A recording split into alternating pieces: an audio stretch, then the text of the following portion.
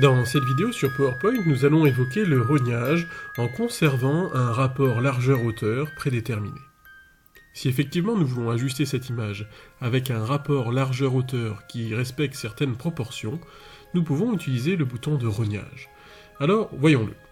Tout premièrement, il me faut bien sûr sélectionner mon image pour dire au logiciel que c'est sur cette image que je vais travailler. Cette sélection allume automatiquement le ruban Outils Images, et en cliquant sur son onglet Mise en forme, je vais trouver ici, à droite du ruban, le bouton de rognage. En cliquant sur cette petite flèche, je vois que j'ai la possibilité de rogner en respectant certains rapports largeur-hauteur. Par exemple, j'aimerais que ma photo s'inscrive dans un carré. Je vais choisir le rapport 1 pour 1. Le logiciel me montre ce que ça va donner. Si ça me convient, je n'ai qu'à décliquer l'image en cliquant sur une zone en dehors de ma sélection.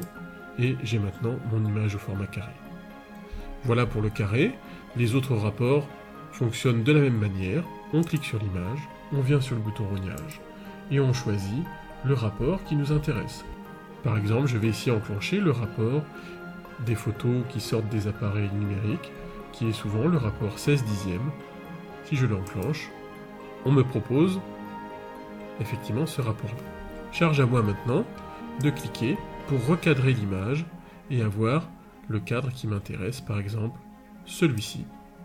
Je suis d'accord avec mon rognage, je déclique, j'ai bien ma photo qui respecte le rapport 16/10. Voilà pour ces rognages particuliers. Vous le voyez, ce n'est pas une tâche très compliquée. Je vous remercie d'avoir visionné cette vidéo.